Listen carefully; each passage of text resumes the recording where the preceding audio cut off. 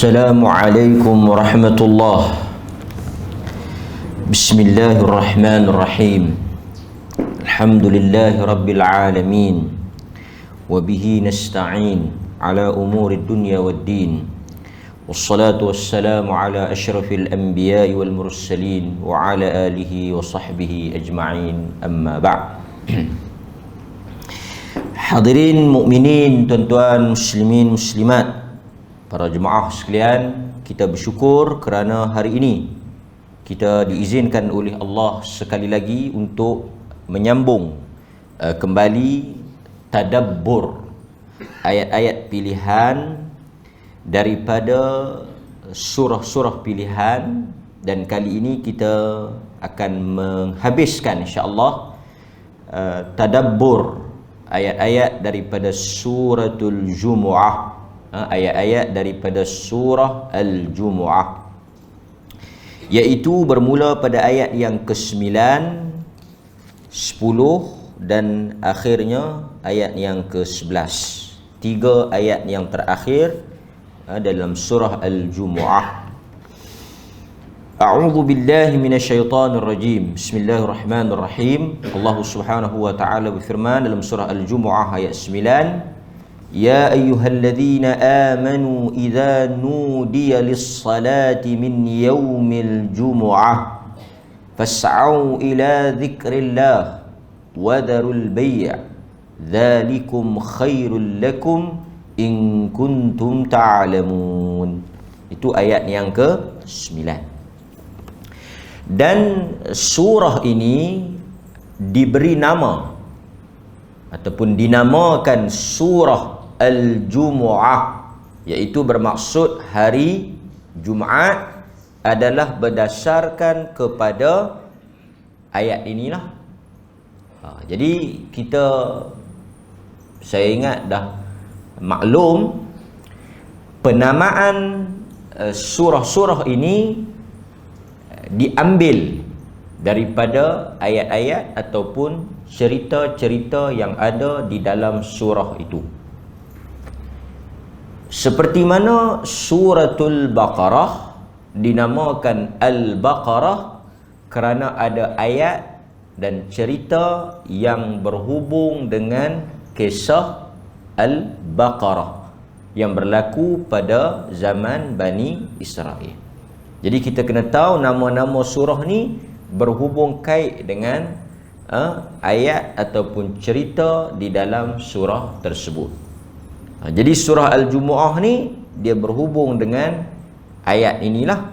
Namanya itu berhubung dengan ayat ini. Maksudnya fokus ataupun poin besar ataupun topik utama di dalam surah itu dinamakan sesuatu nama bagi surah-surah di dalam Al-Quran.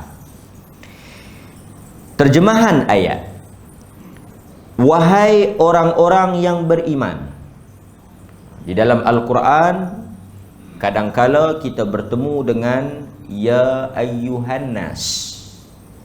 Ya ayyuhan nas, iaitu wahai manusia.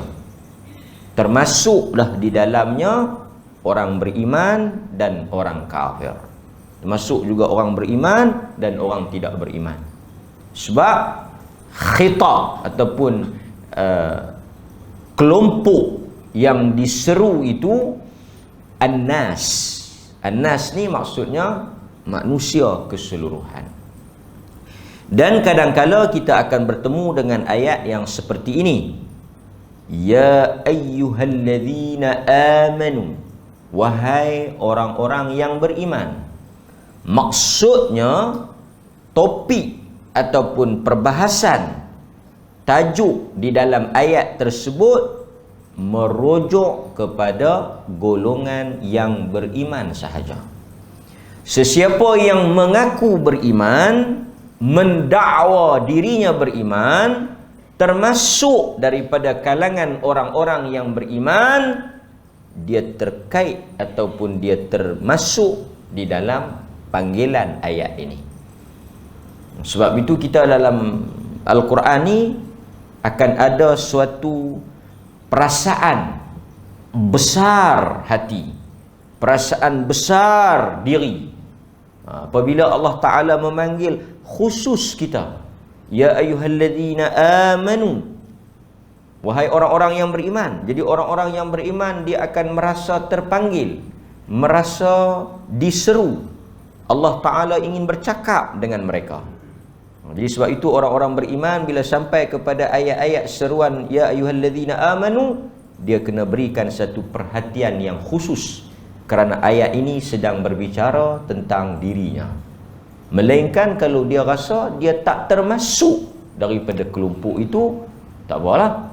Tapi kita bila orang beriman ni, bila Allah kata ya ayyuhalladzina amanu, kita akan pasang telinga kita, kita akan bagi perhatian kita, kita akan dengar apa yang Tuhan nak sampaikan.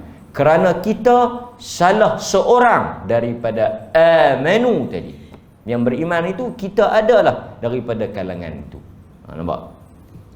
Jadi Allah Subhanahu wa taala sebut, wahai orang-orang yang beriman,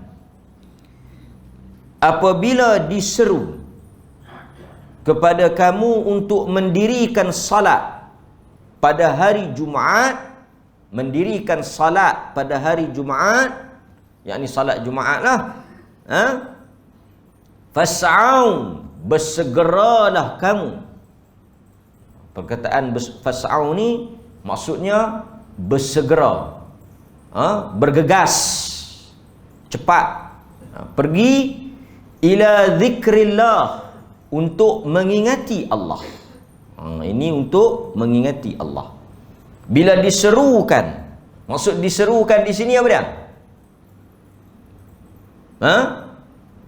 Azan. Sebab itu azan seruan memanggil kita untuk mendirikan salat. Azan itu panggilan untuk mendirikan sembahyang. Allah Ta'ala panggil untuk kita mari salat. Sebab itu Nabi SAW sebut, man sami'an nida, sesiapa yang mendengar, sesiapa yang mendengar seruan nida, azan lah maksud dia tu. Siapa yang dengar bang, apa dia kena buat?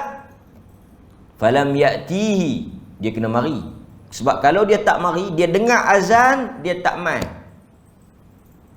fala salata lahu, maka tidak ada sembahyang bagi dia. Tidak ada di situ, para ulama berbeza pendapat. Tak sah ke? Maksud kalau dia sembahyang di rumah tak sah. Siapa yang dengar azan kemudian tak ada uzur, tak ada sebab, dia tak mai, maka fala salata lahu, tak ada sembahyang, tak sah. Ada yang kata salat tu sah tapi tak ada pahala, sembahyang tu sah tapi tak ada pahala. Ada pandangan kata salat itu sah, ada pahala tapi tak sempurna, kerana salat di masjid sunat muakkad pada pandangan sebahagian mazhab. Jadi dia kata boleh juga nak salat di rumah, tapi di masjid itu lebih afdal. Kan? Okey, tapi dalam hadis ni, dalam ayat ni juga dia kata bila kamu dengar azan hari Jumaat, mari segera ingat Allah. Dan kita jumpa banyak hadis tentang penekanan salatul jamaah, sembahyang berjamaah. Dalam hadis yang masyhur Abdullah bin Ummi Maktum yang buta tu kan, yang dia tanya Nabi tu kan, dia tak ada orang nak pimpin dia, tak ada orang nak tuntun dia, bawa dia, guide dia mari ke masjid. Kemudian Nabi bagi keuzuran lah, oleh kerana dia tak nampak, dia boleh duduk di rumah, dia salat. Kan? Maksudnya yang nampak tu kena mai lah, yang nampak kena mai. Tapi dalam riwayat tu juga sebut, Nabi tanya dengar tak azan? Dia kata dia dengar. Kalau dengar kau kena mari juga. Kemudian para ulama bincang, laungan azan ni yang mana yang wajib mari? Yang wajib kena mai ni siapa dia? Mereka yang dengar lah. Maksudnya yang tak dengar tu tak termasuk dalam kewajipan tersebut. Sehingga akan mereka rincikan, haluskan lagi perbincangan tu. Macam selalu kita bincang tu, azan yang bagaimana yang dikatakan wajib. Maksud dia, azan, maksud kalau tuan-tuan duduk dekat ni, yang azan original, yang tak pakai mikrofon. Tak ada mikrofon, dia azan. Dengar.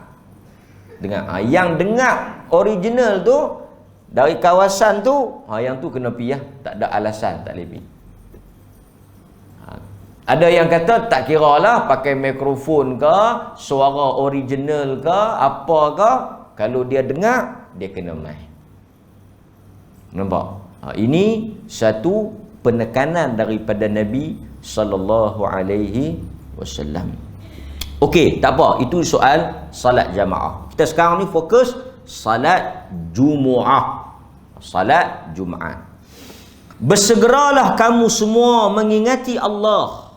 Wadharul bai', dan hendaklah kamu semua meninggalkan jual.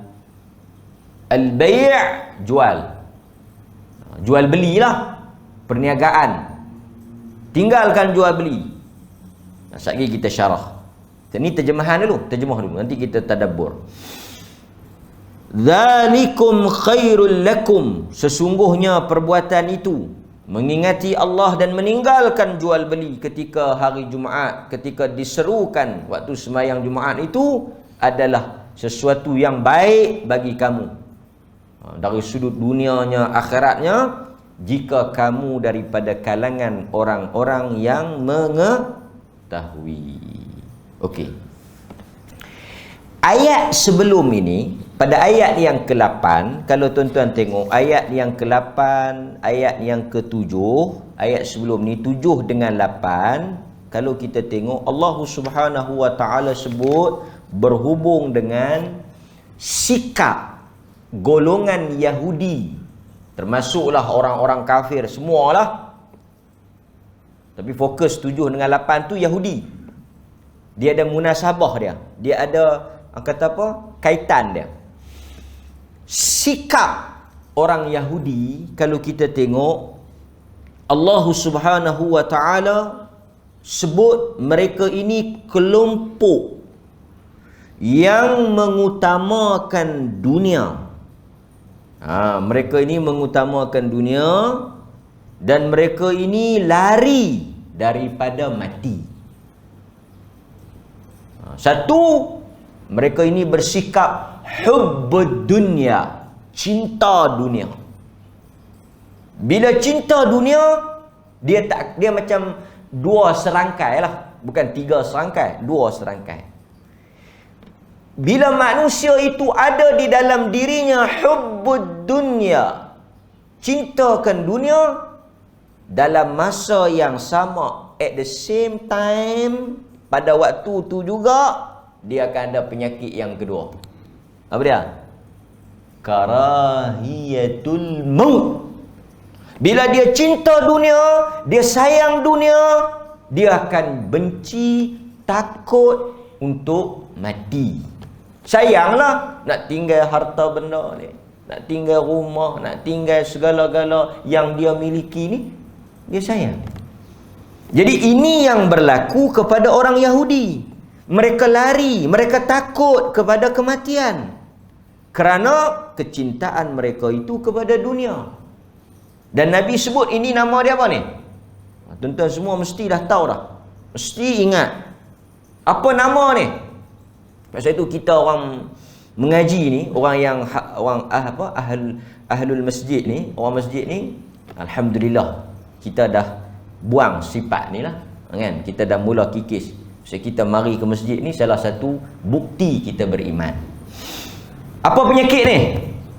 Penyakit cinta akan dunia, takutkan mati ni, dia ada nama penyakit ni. Penyakit ni tuan-tuan kena ingat, Nabi sebut penyakit. Nabi sebut dalam hadis tu penyakit. Penyakit bukan penyakit kita ni, penyakit umat-umat sebelum ni. Jadi tuan-tuan kalau tengok, tuan-tuan boleh kata, hang ni sihat tubuh badan. hang ni memang sihat lah, boleh jogging, boleh kabat bukit, sihat, tapi hang ada satu penyakit. Aku telah dapat trace satu penyakit ke hang ni, jadi hang kena pergi berobat. Penyakit apa? Penyakit apa? Nama dia wahan. Waw ha nun. Tulis. Waw ha nun. Wahan. Penyakit wahan. Apa dia ubat dia? Ubat dia mengaji. Wahan ni apa dia? Wahan ni lah. Wahan ni penyakit dia. Kan? Iaitu mencintai dunia, takut kepada mati. Nampak? Sebaliknya orang-orang beriman, dia tak takut mati. Dia tak takut mati sebab dia tahu tak boleh lari pada mati ni. Cuma dia takut apakah persiapan bekalan dia cukup. Itu yang kita takut. Kita takut yang tu. Kita takut kalau kita mati ni cukup tak bekalan kita, cukup tak persiapan kita. Itu yang kita bimbangkan, itu yang kita risaukan, itu yang kita duk fikir. Mati tu kita tak fikir, mati lari ke mana semua mati. Penyakit Covid ni pun kita pun Allahu Akbar kan. Segala makneka mai perlih. Manusia macam-macam, tapi kita tak kena penyakit. Alhamdulillah sampai sekarang kosong. Alhamdulillah. Alhamdulillah, syukur kita. Kan? Kalau nak kira kena, siapa-siapa boleh kena. Mati macam tu juga. Siapa-siapa boleh mati. Dan ada yang mati selain daripada Covid ni. Kita dah sebut Covid ni. Tuan-tuan jangan duk lupa. Banyak juga yang mati tak pasal Covid. Kan? Jadi saya nak ceritanya, orang beriman, Allah Ta'ala telah jelaskan dalam ayat ini supaya mereka berbeza dengan Yahudi, berbeza dengan orang-orang kafir yang mereka itu takut kepada kematian. Adapun kita bukan takut kepada mati tu, tapi kita bimbang tentang amalan kita. Itu yang pertama, kan? Okey. Dalam ayat ini juga menjadi dalil tentang wajibnya salat Jumaat kepada golongan yang diwajibkanlah, iaitu lelaki muslim yang sihat, yang bermukim, yang bukan bermusafir. Adalah syarat-syarat sah salat Jumaat itu. Tetapi ayat ini menjadi dalil wajibnya salat Jumaat. Nampak? Okey. Dan sedikit kita sebut Jumu'ah ni, nama hari itu Jumaat itu daripada perkataan jama'ah, daripada perkataan berhimpun. Perkataan al-Jumu'ah tu bermaksud berhimpun. Daripada asalnya berhimpun. Sebab kita tahu hari Jumaat ni kita diperintahkan untuk berkumpul di mana? Di masjid. Berhimpun di masjid, bukan berhimpun di kedai kopi. Kita mari ke masjid beramai-ramai setiap hari Jumaat. Ini rutin mingguan kita. Dan tuan-tuan kena ingat, penamaan hari Jumaat itu bermula pada zaman Nabi SAW. Hari itu memang dah ada. Jumaat tu dah ada hari itu. Tapi nama dia sebelumnya Arabah. Itu nama lama Jumaat. Kemudian Nabi mari, dia guna perkataan Jumu'ah. Ini dari sudut sejarah lah. Okey. Kemudian tuan-tuan, Allah Subhanahu Wa Taala juga sebut di sini, apabila diseru kepada kamu untuk menunaikan salat Jumaat, hendaklah kamu bersegera. Walaupun dia sebut perkataan fas'au, yakni bersegera, bergegas, tetapi tetaplah dalam keadaan yang ditetapkan, yang diperintahkan. Apa dia? Bila kita mari masjid ni, walaupun perkataan as-sa'yu tu dia macam berlari lah.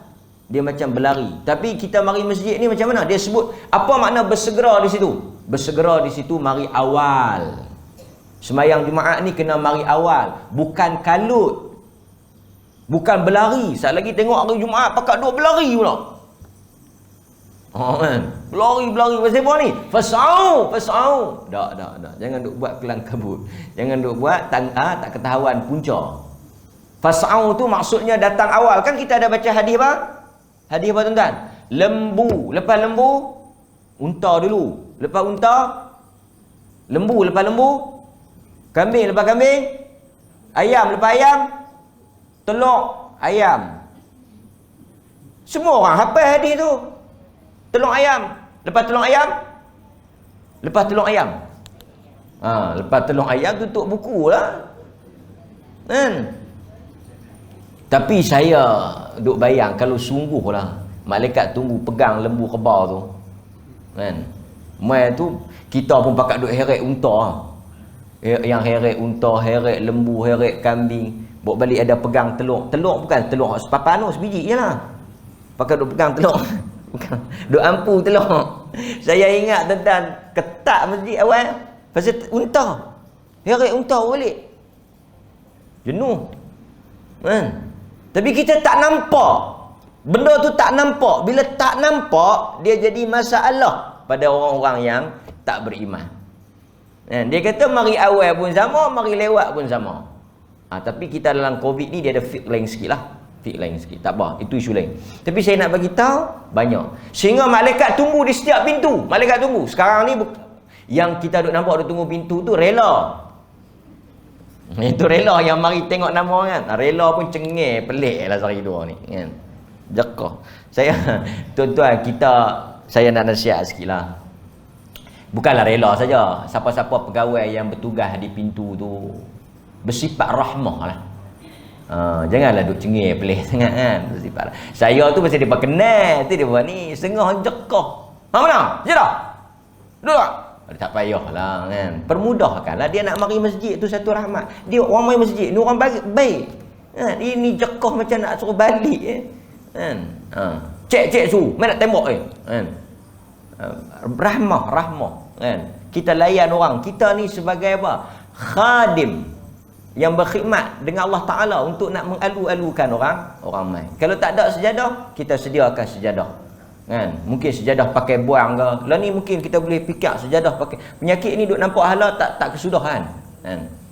Jadi mungkin kita boleh sediakan sejadah pakai buang ke apa ke kan.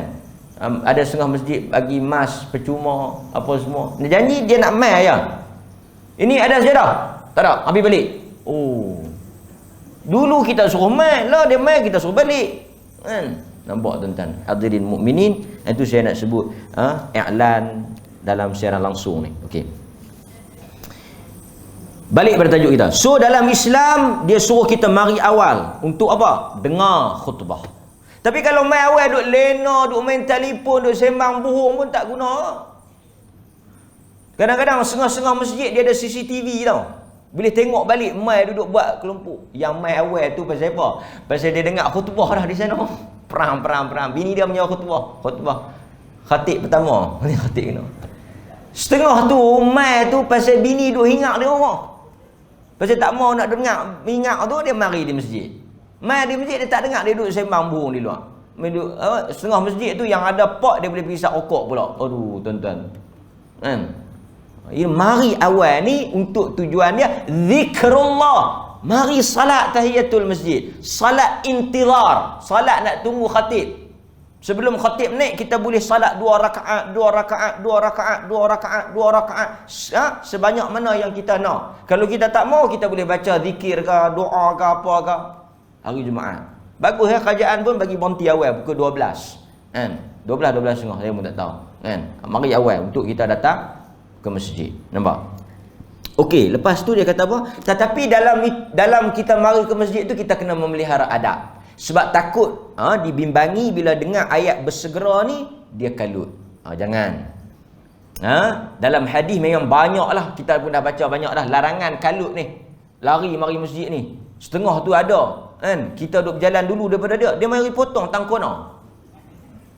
Dia lari sungguh. Kita pun tengok. Betul ada seorang belakang mai kat saya, dia kata, tak boleh lari Ustaz dah. Tak apalah, dia pergi lah. Mungkin dia nak apa? Nabi kata alaikum bis-sakinah wal waqar. Nabi kata jangan kalut. Alaikum bis-sakinah, dalam tenang. Ada pula siapa tulis kata orang masbuk ni paling tak guna. Astagfirullah. Mana boleh kata macam tu? Dalam hadis kan Nabi sebut tentang masbuk. Mari ke masjid alaikum bis-sakinah wal waqar. Nak mari ke masjid dalam keadaan tenang, jangan kalut. Kisahnya apa? Di zaman Nabi, sahabat dengar ada satu orang berlari, guduk guduk guduk guduk guduk guduk guduk. Berlari ni dengar. Berlari kita boleh dengar, berjalan kita tak dengar. Duduk duduk mai. Nabi kita jangan duk buat dah perangai lagu ni. Tenang, relax. Yang mana kamu sempat dengan imam, okey. Yang mana wa ma fatakum, Nabi yang sebut. Macam mana kita boleh kata orang masbuk tak guna? Masbuk bukan semua orang sengaja. Kadang-kadang ada hal, dia sakit perut, dia lapar, dia nak makan dulu. Kan Nabi kata, hatta kalau orang qamat, makanan dihidangkan, mungkin dia kena makan dulu. Maksudnya orang masbuk ni banyak sebab. Kita jangan duk jangan pandang buruk. Mungkin dia ada urusan, dia nak mari ke masjid, okey dah tu. Kan? Dia tahan daripada masbuk ni, hang tak payah mai langsung pun tak apa. Tu dia. Kan? Mai takkan nak dan salam dengan tu imam tak payah. Cakapan macam tu tak elok lah kan? Perkataan tu menunjukkan dia jahil lah. Pasal Nabi kata wa ma fatakum fa'timmu. Yang mana kamu tak sempat, lepas tu kamu tambah. Itu ada hukum masbuk dengan muwafiq. Tidak kalau tak ada masbuk, pasal apa? Ada hukum tu. Kalau benda tu dibenci, cuma kita disuruh mari awal, disuruh bersegera, disuruh kita siap elok mari masjid. Tapi itu bukanlah bermaksud dibenci orang yang lewat ni. Tapi kalau saja tak ada apa, duk relax, setengah ada kedai-kedai, ada masjid yang ada kedai makan, duk bersembang. Itu habis lama mana dah. Duk bersembang. Tak dengar khutbah. Tak dengar khutbah, duk bersembang di kedai tu, pasal kedai tu dekat dengan masjid. Kena bagi arahan juga kat masjid, kedai-kedai kat masjid ni tutup. Tutup. Dia kata, ustaz, time yang waktu orang bang ni sakan sangat. Dia macam tu lah iblis. Mengai pun time bang yang nak menangkap sangat. Apa benda pun time bang tu yang nak menjadi sangat. Iblis. Okey. Dan satu lagi dia kata, ustaz juga kata tadi kalau lapar makan dulu. Dia dah lapar makan dulu. Yang tadi sebelum bang tu hang duk buat apa kan? Orang kita keluarga kata, "Cuba perhati." Saya bukanlah nak, tapi itu saya kena cakap juga lah kan. Cuba perhati tengok budaya masyarakat. Petang bukan dah buat apa, tapi mereka nak pi kedai makan time bila? Time bila tuan-tuan? Ni marah ni. Time bila? Time maghrib. Time maghrib tu lah orang dah bersabuk pi masjid. Mereka pun bersabuk nak pi pasar malam. Nah Tuhan pasar malam tak boleh buka terus. Time tu juga mereka bersabuk nak pergi makan. Tahu bersabuk? Ni orang KL tengok begini. Ni sibuk. Mereka sibuk juga nak pergi kedai makan waktu tu. Walau petang tu ada. Pasal apa yang kita nak pergi waktu maghrib tu? Maghrib singkat. Kita pergi kedai makan lama mana?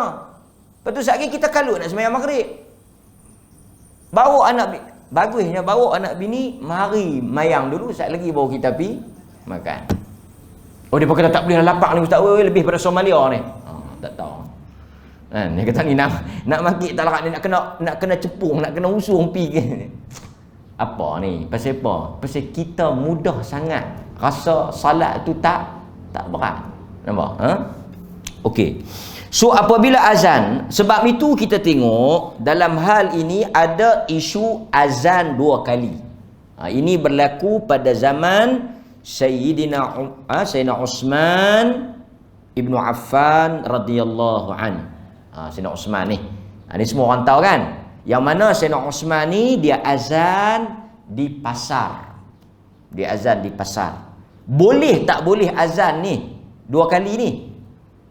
Disebut oleh para ulama fiqh boleh jika ada kemaslahatan. Maksudnya jika ada keperluan. Dan Sayyidina Uthman ni dia azan sebelum waktu. Tujuan azan dia tu untuk mengingatkan. Pasal tu dia pergi azan di pasar. Kita di mana? Dah di Jaya tu. Pukul 1, pukul 12 hantar satu Bilal.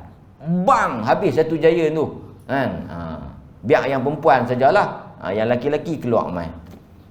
Keluar pergi balik mandi, bersiap, pakai minyak wangi, pakai baju elok-elok apa semua, mai kan ke masjid. Nampak? Okey. Jadi kalaulah kata kita nak mengikuti apa yang ijtihad lah dia panggil, pandangan Sayyidina Osman boleh, tetapi hendaklah mengikut maksud dia buat tu untuk apa? Untuk mengingatkan orang supaya meninggalkan urusan jual beli, stop mungkin setengah jam sebelum lah, untuk kita mari awal ke masjid, kan? Nampak? Ini tuan-tuan boleh tengok ada hadis yang diriwayatkan oleh Al-Imam Muslim berhubung dengan cerita tentang azan ni, kan? Okey. Tetapi isu apa dia ni, bersegera ke masjid, wazarul bai' dan tinggalkan jual beli ni, tinggalkan urusan niaga ni, hanya tertakluk kepada orang yang wajib Jumaat. Siapa dia? Lelaki lah. Orang yang lelaki, baligh, muslim, berakal apa semua tu tak boleh, kena tinggalkan jual beli. Ulama berbincang pula, kalau mereka berjual beli juga, dia jadi macam mana?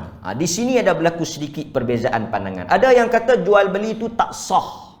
Akad ketika mana selepas azan Jumaat. Orang azan Jumaat, dia akad, dia jual beli, tak sah. Ada pandangan kata jual beli itu sah. Maksudnya boleh jual beli, sah, jual beli itu sah, tetapi jual beli itu berdosa. Perbuatan itu berdosa. Kan? Ada je, banyak je benda yang sah tapi berdosa. Umpamanya contoh, semayang pakai baju curi. Kan? Dia lalu-lalu tengok ada kain pelikat elok. Kan? Hari Jumaat ada orang buka gerai, tokel tu pergi masuk dalam masjid dah nak khutbah, dia tinggal kain pelikat dia, elok kain pelikat ni. Dia pelondeh kain pelikat dia, tahun tu dia ambil kain pelikat baru pakai. Trade in. Tak bayar apa. Dia pun pakai, dia kata ni pahala lebih pakai elok. Pahala tak tahu, tapi dosa tu tetap dah. Mayang dia sah tak? Sah. Mayang sah tapi berdosa pasal dia mencuri. Nampak kan? Okey. Tapi orang perempuan boleh. Orang perempuan boleh nak pergi berjual beli. Orang yang uzur, orang sakit, orang yang tidak terikat dengan wajib Jumaat, tidak termasuk di dalam larangan ni. Nampak? Okey. Jadi Allah Subhanahu wa taala sebut wazarul bai', tinggalkan jual beli. Kenapa dia sebut tinggalkan jual beli? Jual beli ni, walaupun perkataan dia di sini al-bai', jual ni, tapi maksudnya jual belilah. Sebab inilah yang berlaku dalam hidup manusia, pertembungan di antara tuntutan akhirat, tuntutan agama dengan kesenangan dunia. Tadi pun tu Imam baca juga dalam Quran. Panjang ayat tu. Cerita tentang sifat munafiq. Tu golongan munafik tu. Kan? Golongan munafik yang mereka kata apa? Humul ladzina yaquluna la tunfiqu ala man 'inda Rasulillah. Mereka tak akan mengeluarkan infak, mereka tak akan berikan sedekah. Orang munafik. Orang munafik ni depa tak akan bagi sedekah, depa tak.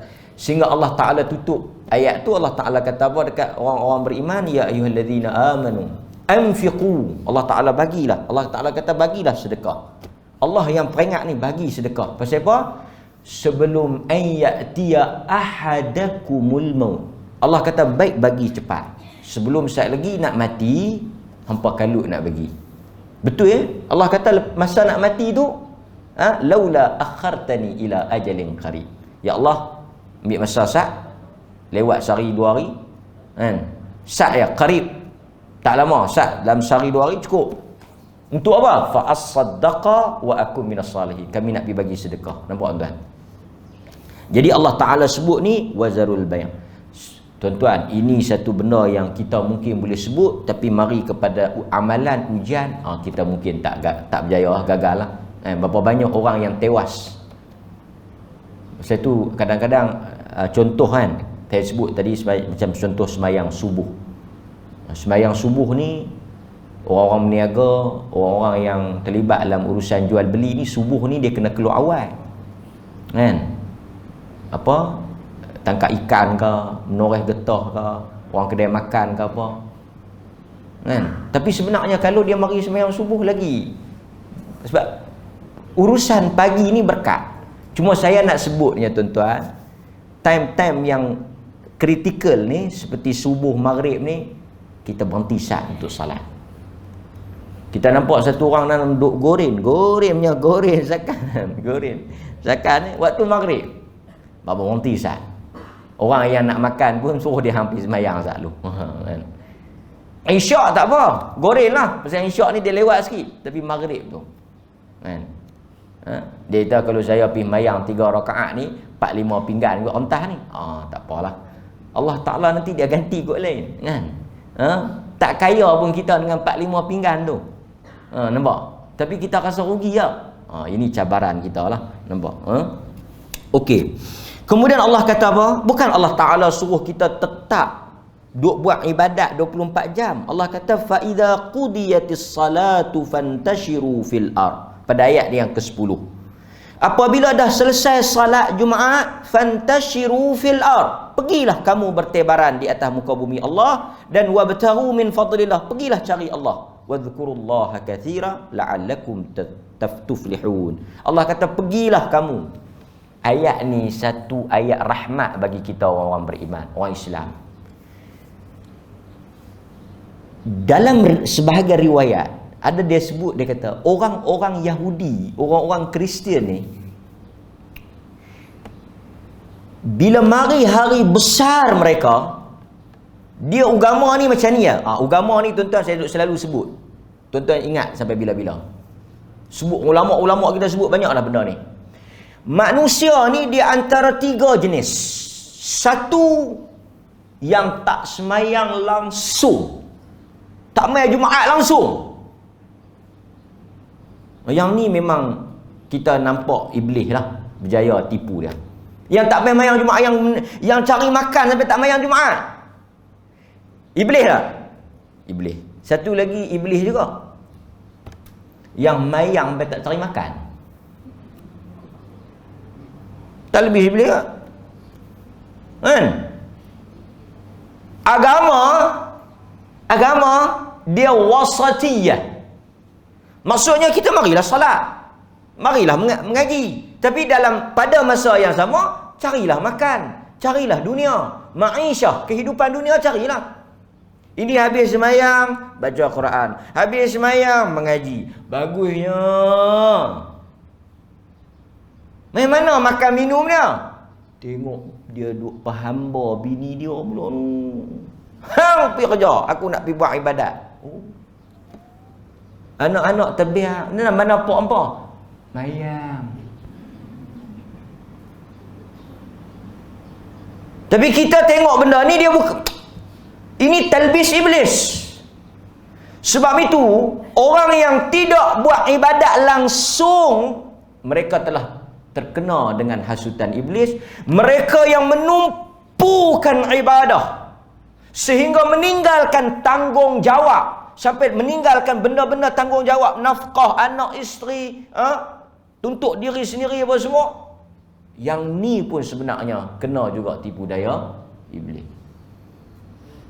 Dia masuk, tak apalah kalau dia jenis kaya, saya tak ada masalah dah ustaz, kan? Duit dalam tabung haji pun beratus juta, tak apalah. Ini yang tutup imam, saya duk mayang ada RM20, beli berahat. Awak tak pergi kerja? Saya nak semayang. Tok imam cari duit bagi kat saya nak semayang. Kan? Alih lah, pasal tu dia ada keseimbangan.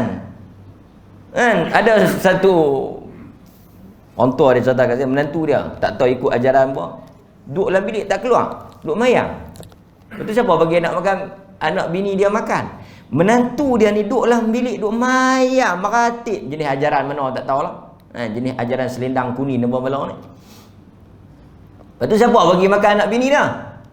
Saya lah, pak mentua dia. Ini menantu hantu dia.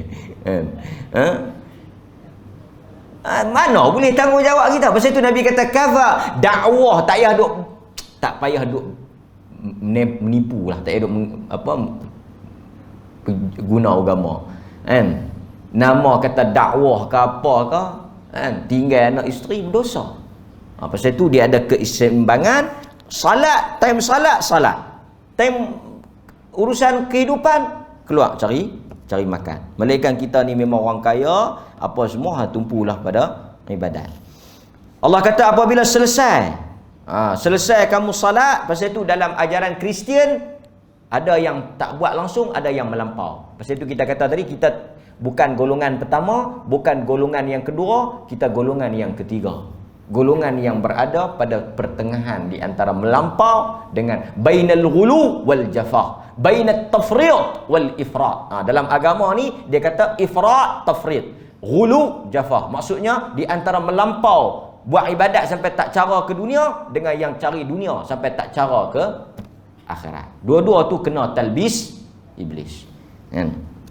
Okey, wallahu taala a'lam. Kemudian tuan-tuan hadirin mukminin, ayat ini menjelaskan ketika mana salat Jumaat sudah selesai, bererti kewajipan sudah selesai. Setelah daripada itu, kita diperintahkan oleh Allah Azza wa Jal untuk mencari kehidupan dunia. Allah Ta'ala juga sebut dalam Al-Quran, wabtaghi fima ataqallahu daral akhirah. Carilah apa yang Allah Ta'ala sediakan untuk akhirat, wala tansa nasibaka minad dunya, tapi jangan lupa bahagian kamu di dunia. Pasal itu ada orang nak semayang tak mau menikah kan? Betul lah, nak semayang tak mau menikah. Bukan nak menikah tak mau semayang kan? Nak semayang tak mau menikah. Yang satu kes ni duk kira nak menikah tak mau semayang. Nabi tegur tu kan? Nak puasa tak mau buka, nak mayang tak mau lena. Yang kita nak lena tak mau mayang kan? Nabi tegur, dua-dua Nabi tegur. Ustaz, dia ni lena tak mau semayang, yang ni semayang tak mau lena. Dua-dua Nabi tegur. Nampak? Okey. Pasal tu kita kata mayang 4 pun, mayang subuh lebih pun Nabi tegur, tak mayang pun tegur juga. Nampak? Okey. Dalam bab ini juga kita kena ingat bahawa ini juga satu anjuran dalam Islam. Apapun tuan-tuan, kita jangan tinggal masjid. Dalam hadis Nabi kata, wa rajulun qalbuhu mu'allaq bil masajid. Kita pergi mana pun, urusan apa pun, berhenti. Saya baru ni berhenti sembahyang asar di Masjid Alwi.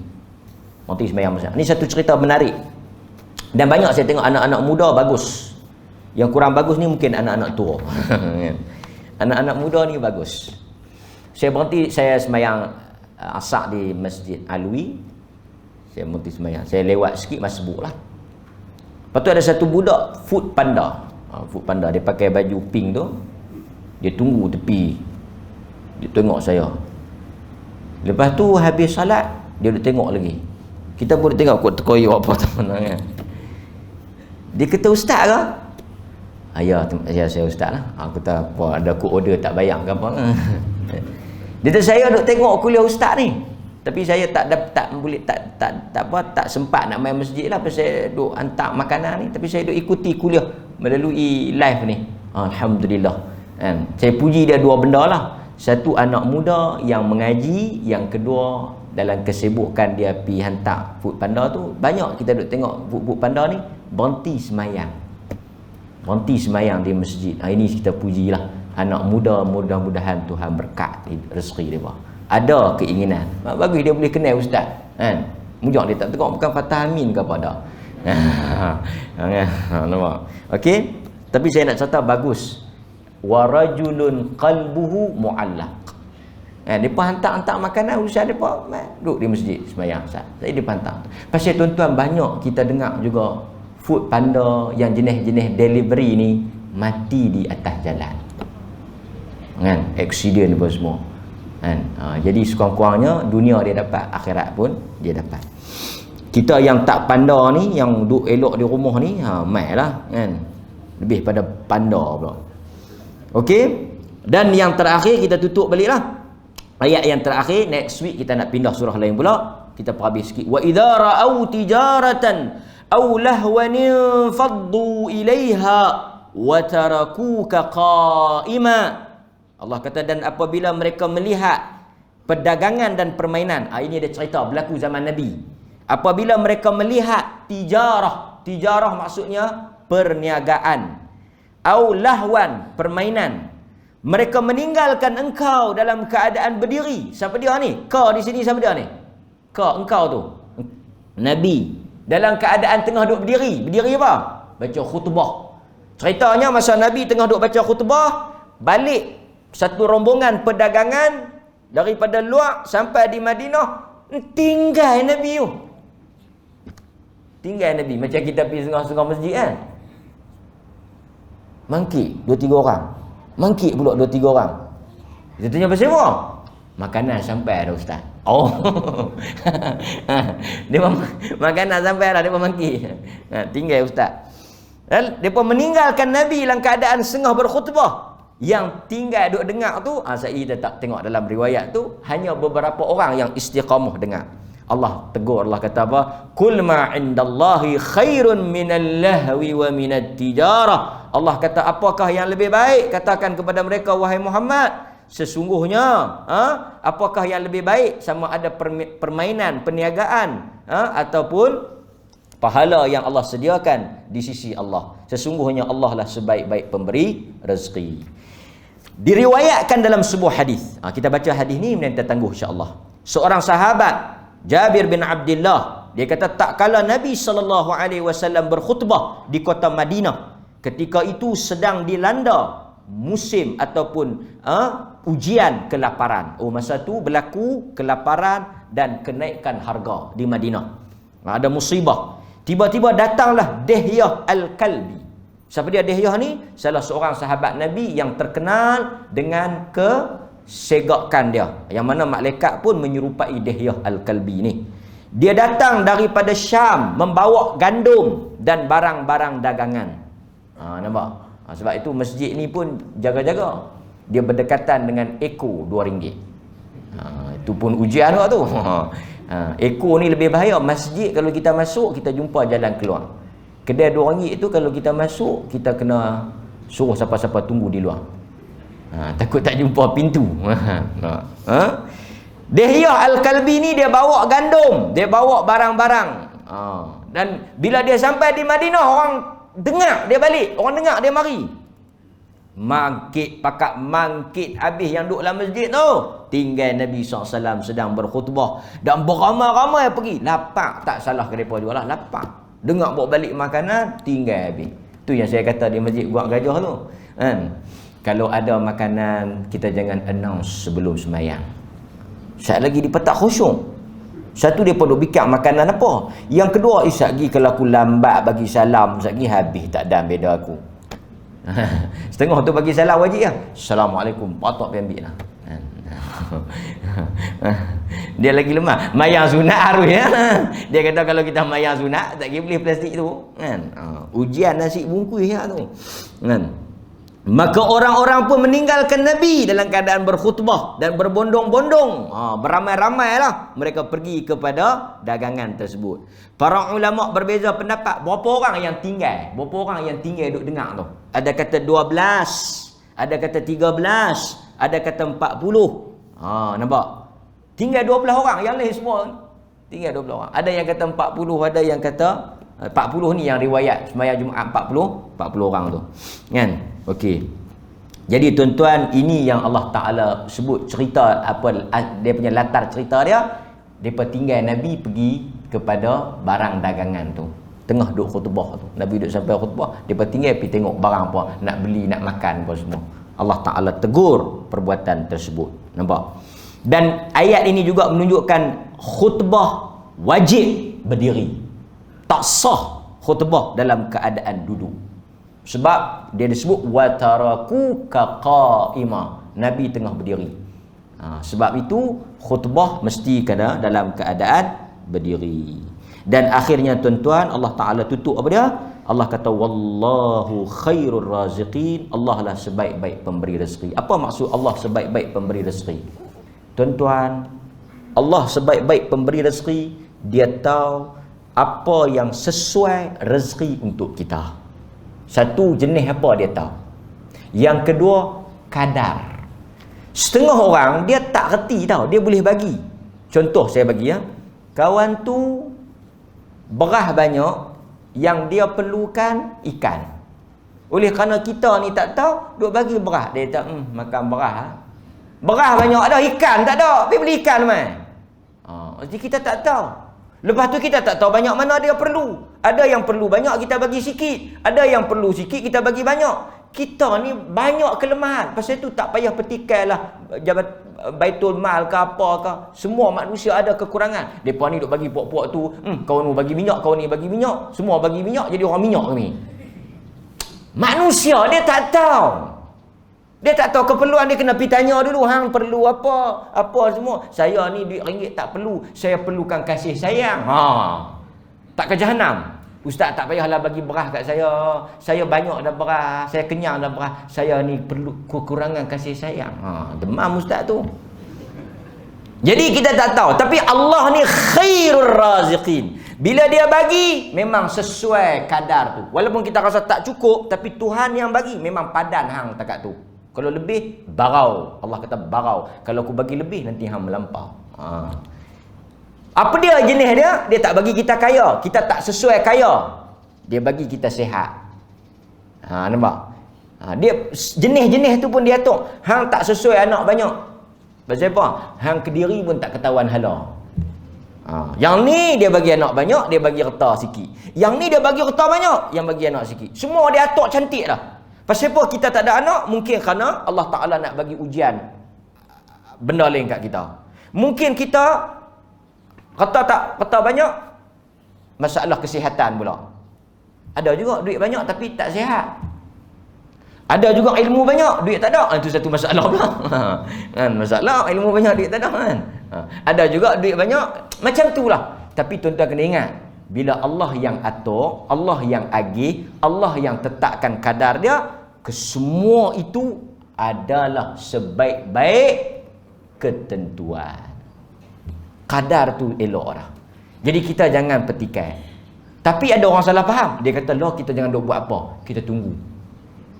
Sebab Allah dah atur. Tak, maksud dia macam ni lah. Tuan-tuan buat usaha, buat kerja, ikhtiar kena. Lepas tu Allah Ta'ala akan buat keputusan. Banyak mana kita patut dapat. Kalau banyak tu kita dapat, lepas kita usaha, itulah kadar untuk kita. Dapat tuan? Faham tak? Tapi usaha dulu. Jangan tuan-tuan berserah diri. Kita pergi buka lu kedai makan, goreng lu apa patut. Tahu tak banyak mana nak laku? Kita tak tahu. Kita dah buat yang terbaik, lepas tu laku banyak mana hari ni? Laku 500. Itulah rezeki yang Allah tetapkan untuk kita. Nampak? Itu maksud dia. Wallahu. Kalau kita baca ayat wallahu khairur raziqin ni, kita tidak akan petikai kadar rezeki yang Allah Ta'ala bagi ataupun kadar rezeki yang Allah ambil balik daripada kita. Okey tuan-tuan, cukup takat tu dulu. Wassallallahu ala nabiyina Muhammad wa ala alihi wasahbihi wasallam. Walhamdulillahirabbil alamin. Wassalamualaikum warahmatullahi wabarakatuh.